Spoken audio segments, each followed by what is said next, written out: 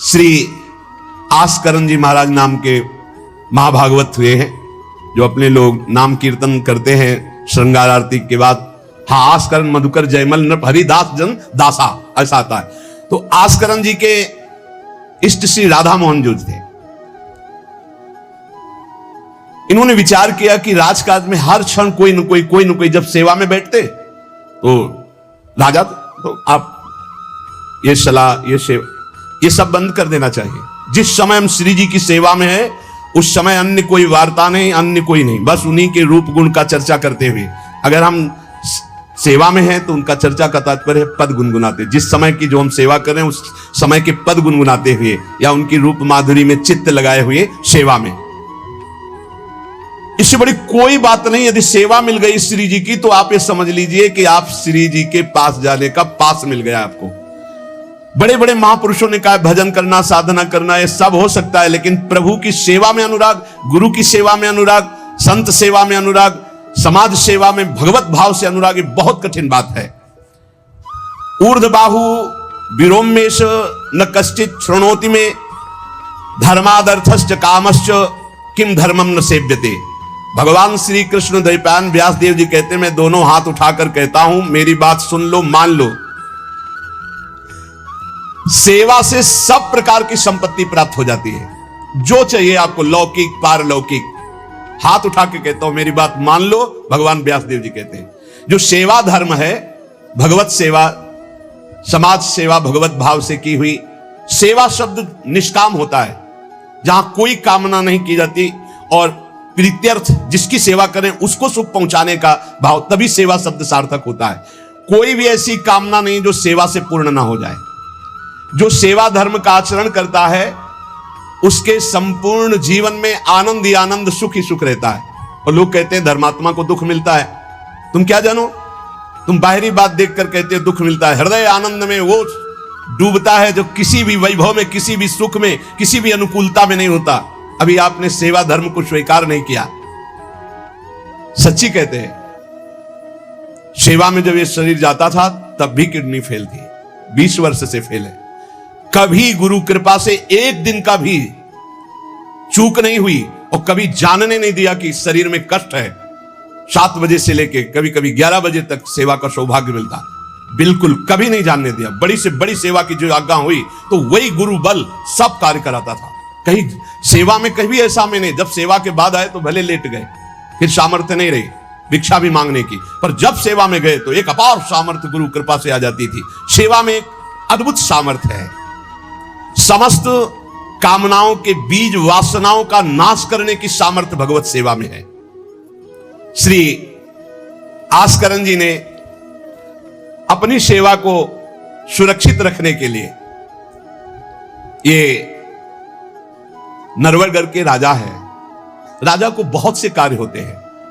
पता नहीं किस समय कौन सी राजकीय व्यवस्था के लिए आवश्यकता पड़ जाए, तो ठाकुर सेवा में एकाग्रता की बहुत आवश्यकता होती है। पत्रावली तो सिर्फ पत्रावली पे ध्यान है, इधर उधर नहीं तो पत्रावली बिगड़ जाएगी, वो पत्रावली मानी नहीं जाएगी आपकी।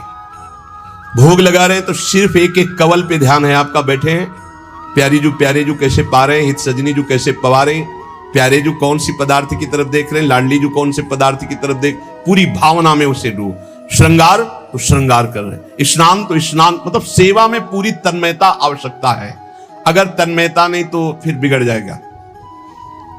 तो नरवरपुर ताको राजा नरवर जानो, मोहन जू धरिए सेवा नी के करी है। घरी 10 मंदिर में रहे चौकी द्वार, पावत न जान को ऐसी मति हरी है। पर्यो को काम आए अब ही लिवाए ल्याओ, कहे पृथ्वीपति लोग कान में न धरी है।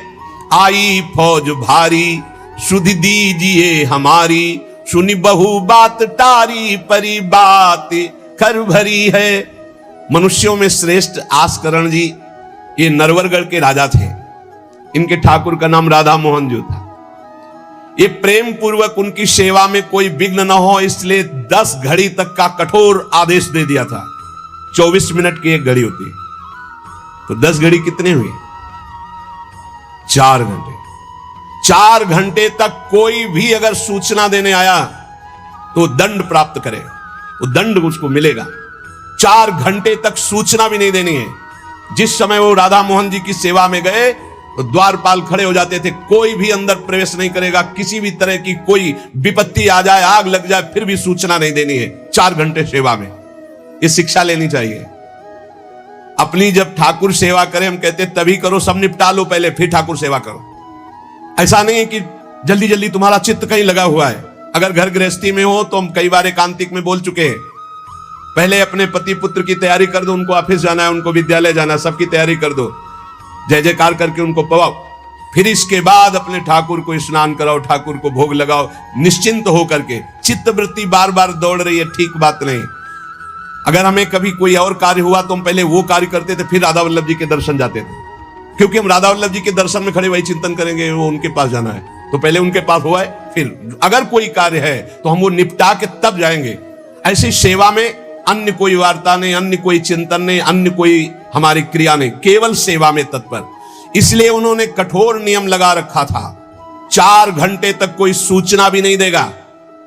और आप मंदिर में राधा मोहन जी को 4 घंटे स्नान कराना, श्रृंगार कराना, आरती करना, फिर आरती करके भोग आदि सब करके फिर दंडवत करना। दंडवत के बाद जब प्रसाद चरणामृत लेकर उठते तब कोई बात हो तो बता सकते हैं, वो भी बात जब श्री जी की चिक डालकर बाहर निकले। उस समय द्वार पर चौकीदार बहुत सावधानी से कोई भीतर न जाने पावे। देखो, महापुरुषों से हमको शिक्षा मिलती कि हम कैसे ठाकुर सेवा करें। ठाकुर जुगल किशोर हमारे, इनकी सेवा हम कैसे करते हैं। आप 4 घंटे एकाग्रचित होकर केवल सेवा में ही डूबे, बड़ा सुख मिलता है। जब अपने श्री जी सौभाग्य दिए थे सेवा करने का, तो जैसा श्रृंगार करने के बाद जब दर्पण दिखाते थे तो रोना आता था। अपने प्रभु को श्रृंगारित देखकर जो हृदय में सुख मिलता है, रोम रोम आनंदित हो जाते थे। कभी कभी 2-2 बजे दोपहर तक बैठे फिर भिक्षा मांगने जाते थे। श्रृंगार करने के बाद पद सुनाओ उनको, फिर उनकी रूप माधुरी देखो। भक्तों के नेत्र अलग होते हैं तो प्रभु उनका रसास्वादन भी अलग ही करवाते हैं। एक बार क्या हुआ, आवश्यक कार्य से नरवरगढ़ में दिल्ली के बादशाह का आगमन हो गया। बादशाह जो सैकड़ों राजाओं के ऊपर होता था, और ये नरवरगढ़ के राजा थे। उसने आज्ञा करी, जाओ आस्करण जी को हमारे सामने जल्दी लिवा करके लाओ। और आस्करण जी का नियम था, राधा मोहन जी के मंदिर में गए तो सख्त आदेश, कोई सूचना नहीं पहुंचाएगा। सब आस्करण जी के जो रक्षक थे उन्होंने मना कर दिया, नहीं महाराज, ये आपकी सूचना भी नहीं पहुंच सकती, 4 घंटे आ ही नहीं सकते आस्करण जी। उसको बहुत क्रोध आया, बादशाह है वो, मैं आदेश कर रहा हूं, एक छोटे राजा के सेवक हमें जवाब दे रहे। बादशाह ने आज्ञा का उल्लंघन, इससे बड़ा क्रोध हुआ और उसने बड़ी सेना बुलवा ली और सेनापति को आदेश किया कि जाओ बोल दो, नगर का नाश करवाना चाहते हो या हमारी आज्ञा का पालन करना चाहते हो। तुरंत आस्करण को भेजो, अन्यथा पूरी सेना बलात् नगर को नष्ट कर देगी और जबरदस्ती आस्करण को बंदी बना लिया जाएगा। बादशाह का आदेश, देखो परीक्षा होती है। जब यह आदेश हुआ, सेनापति आया, निज दूतों से जो अंगरक्षक द्वारपाल, उनसे कहा, सबने कोई उत्तर नहीं दिया। 4 घंटे तक हम अपने राजा को सूचना भी नहीं दे सकते, जो तुम्हें करना हो करो। यह बड़ी बात है, बादशाह का हुक्म, बादशाह के सेनापति का हुक्म, सेवा में विघ्न ना पड़ जाए इसलिए कठोर नियम लिया था। पर सबके हृदय में घबराहट थी कि अब क्या होगा, जब बादशाह नाराज हो गया, सेना आ गई, सेनापति आ गए, अब क्या होगा। सेनापति ने बादशाह से कहा कि अब क्या हुक्म है, वहां से मना हो गया है, आपकी आज्ञा का उल्लंघन, हमारी आज्ञा का उल्लंघन, हमारा भय दिखाना सब व्यर्थ चला गया। कही कह पठाई, कहो कीजिए लड़ाई, सुनी रुचि उपजाई, चली पृथ्वी पति आयो है। पर्यो सोच भारी, तब बातों विचारी कही, आप एक जाओ गयो अचरज पायो है। सेवा करी सिद्धि साष्टांग होई के भूमि परे, देखी बड़ी बेर पाओ खड्ग लगायो है, कटी गई एड़ी ये पे टेढ़ी हूं न भौ करी, करी नित नेम रीति धीरज दिखायो है। बादशाह ये बड़ा आश्चर्य हुआ कि ये आस्करण जी के पास सूचना ही नहीं पहुंचाई जा रही और हमारे भय का इसके ऊपर कोई असर नहीं। पर आस्करण जी बहुत साधु प्रकृति के हैं, बड़े प्रियजन हैं, आक्रमण करना तो उचित नहीं, मैं स्वयं जाकर के देखूं क्या बात है। राजा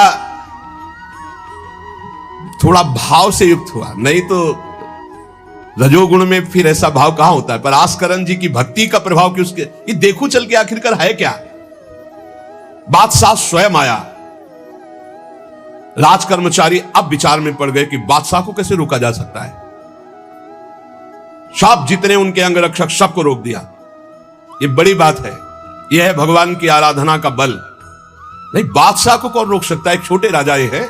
उनके सैनिकों ने, द्वारपालों ने रोक दिया और बादशाह से कहा राज आज्ञा का उल्लंघन हम नहीं कर सकते,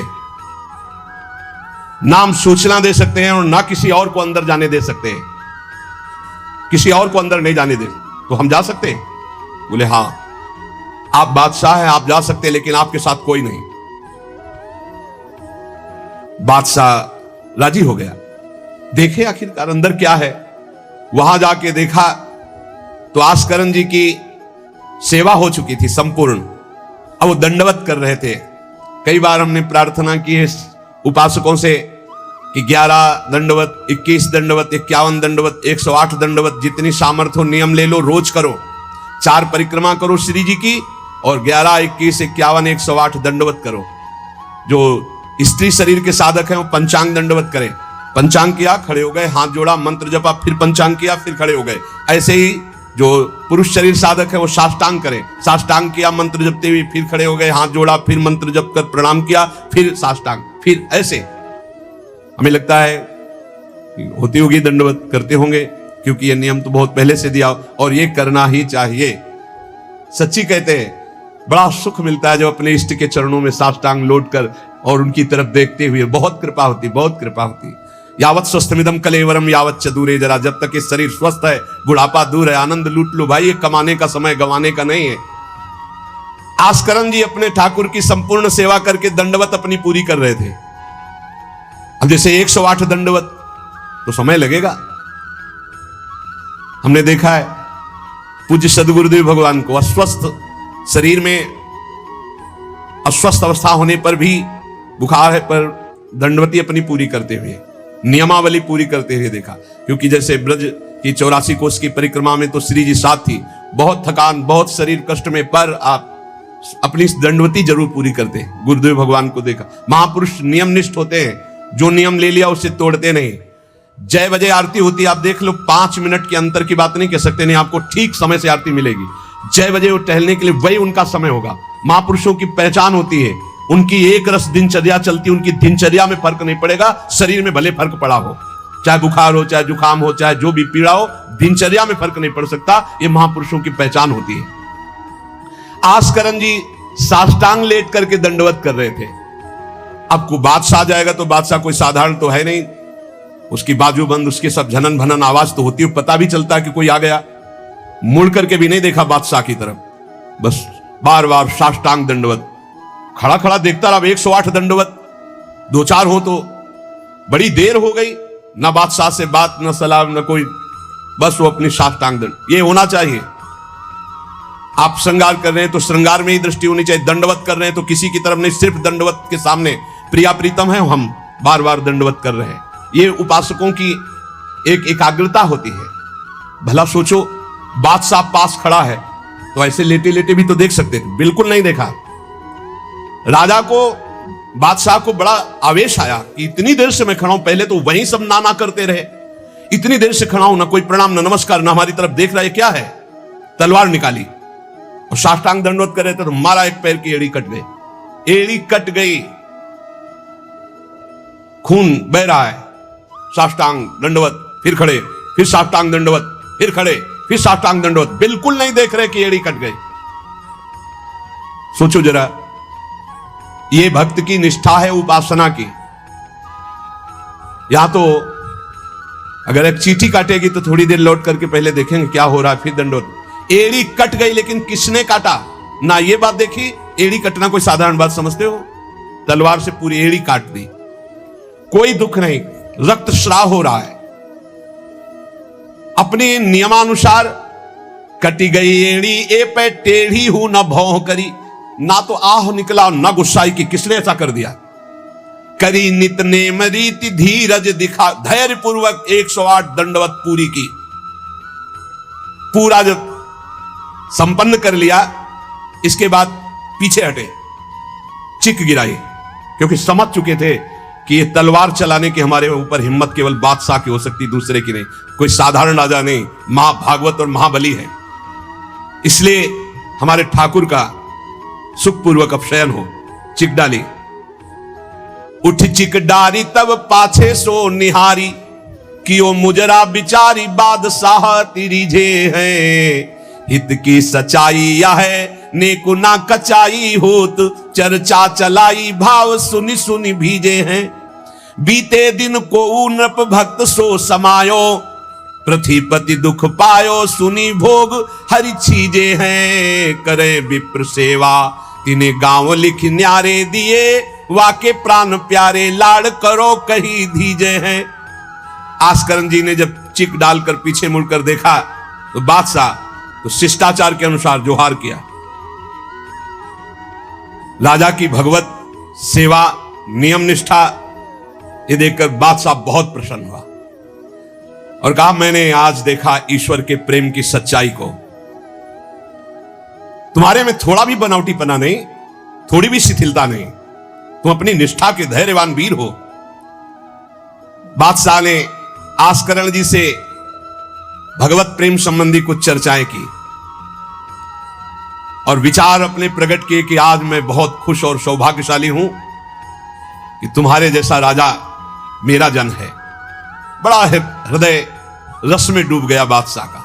यह है देखो सच्चाई भक्ति की। नहीं बादशाह के हुक्म को टाल देना, सेनापति की आज्ञा का उल्लंघन कर देना, बादशाह आया है साष्टांग दंडवत, कोई उसका आदर ना करना, ये सब भारी अपराधों में आता है। नहीं, बादशाह आया और फिर दंडवत हो सके नहीं, पहले उससे बातचीत होगी, बाद में दंडवत होगी। नहीं, अपनी निष्ठा के आगे नहीं। एड़ी काट दी गई फिर भी नहीं रुके। अब आस्करण जी सदैव अपने भगवत निष्ठा, भगवत सेवा में मगन रहते। राजा बहुत प्रसन्न होकर के कहा कि अब जिस कार्य के लिए हम आए थे अब उस कार्य की जरूरत नहीं है, और अपनी जेब से अपनी रुमाल निकालकर अपने हाथों से उनके चरणों की एड़ी में बांधा और कहा, तुरंत चलिए राजवैद्य के द्वारा इसे, और आज से हमारी तरफ से आपके ठाकुर की सेवा सुख संविधान चलेंगे। हम विशेष विशेष प्रकार की आपकी ठाकुर सेवा में सहयोग करें। आस्करण जी ने कहा, भगवत कृपा है, सब भगवत कृपा है, सेवा यथार्थ रूप से चल रही है। नियम की सच्चाई और हृदय में कोई छल कपट नहीं, रोष नहीं, ये भगवान के भक्त में विशेष लक्षण होते हैं। भगवान के भक्त में छल कपट नहीं और अपराध करने वाले पर भी रोष नहीं। उमा संत कई यही बड़ाई, मंद करत जो करे भलाई।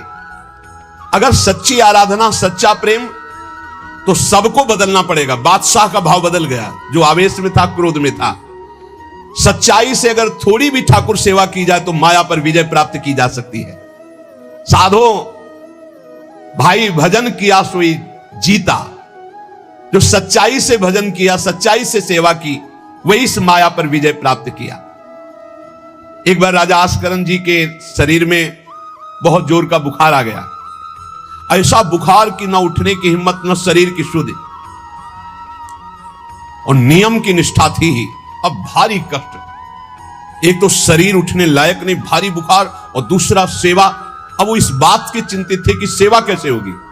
तो ठाकुर जी ने स्वप्न में अपने किसी निज जन पंडा से कहा, इनको किसी औषधि की जरूरत नहीं, मेरा चरणामृत पिला दो, स्वस्थ हो जाएंगे, सेवा में आ जाएंगे। वो गए और उनका ठाकुर जी ने स्वप्न में आकर के कहा है कि आप ठाकुर जी का चरणामृत पी लीजिए, आप स्वस्थ हो जाएंगे। वैसे तो चरणामृत रोज ही लेते थे, सेवा में जाने के पहले ठाकुर जी का चरणामृत जो पूर्व का था पिया, तत्काल सब खत्म हो। सेवा में बहुत बड़ी सामर्थ्य है निष्ठा में, बहुत बड़ी सामर्थ्य है ठाकुर जी के चरणामृत में। विश्वास करो, जो रोज चरणामृत पीता है अकाल मृत्यु नहीं हो सकती। अकाल मृत्यु हरणम सर्वव्याधि विनाशनम, कोई भी रोग परास्त नहीं कर सकता। आप रोज चरणामृत पिए। अरे भाई, आप अगर राधा नाम विराजमान के स्नान कराते तो रोज श्री लाडली लाल का चरणामृत है। रामे लाडली जो धामे लाल जो विराजमान है, प्रिया प्रीतम राधा नाम में विराजमान है। आप अगर सेवा नहीं विराजमान किए हुए हो तो विराजमान कर लो, जीवन काहे व्यर्थ करोगे। लेकिन जब तक सेवा ना विराजमान करो तो चले जाओ बिहारी जो, राधा वल्लभ जो, राधा रमन जो, राधा दो, कहीं भी मांगो चरणामृत मिल जाएगा। और रोज उसी में जल मिला करके रोज एक ढक्कन रोज चरणामृत। अकाल मृत्यु हरणम सर्वव्याधि विनाशनम श्री कृष्ण पादोदकम पीत्वा पुनर्जन्म न विद्यते। जो रोज चरणामृत पीता है उसका पुनर्जन्म नहीं होगा। बड़ा से बड़ा रोग आएगा लेकिन उसको पीड़ा नहीं पहुंचा पाएगा, अकाल मृत्यु नहीं होगी। तो स्वप्न में ठाकुर जी ने कहा चरणामृत दे दो, सब सामर्थ्य आ जाएगी। एक बार राजा ने द्वेषवश सेना लेकर, किसी दूसरे राजा ने आपके ऊपर चढ़ाई कर दी, तो आपने व्यर्थ की खून खराबी ना हो, ललकार सुनकर भी आप सेना सहित संग्राम भूमि में ये विचार किया कि युद्ध करने से बहुत लोगों का नाश होता है। इसलिए अपने सब महारथियों को बुलाया और कहा नाम कीर्तन करो। जहां युद्ध के लिए ललकार हो रही वहां नाम कीर्तन शुरू कर दिया। नाम कीर्तन इतनी जोर का कि आनंद में सब झूम रहे। और उधर एक बादल की ऐसी टुकड़ी आई कि इतने ओले बरसे कि जो विपक्षी सेना थी, मैं राजा और विपक्षी सेना सब भाग गए और ये अपनी तरफ कीर्तन ही करते रहे, लड़ना ही नहीं पड़ा। भाव ये है कि जो भगवान में चित्त जोड़ता है, भगवान नाम कीर्तन करता है, भगवत सेवा परायण रहता है, सारे विघ्नों का निवारण स्वयं भगवान करते हैं।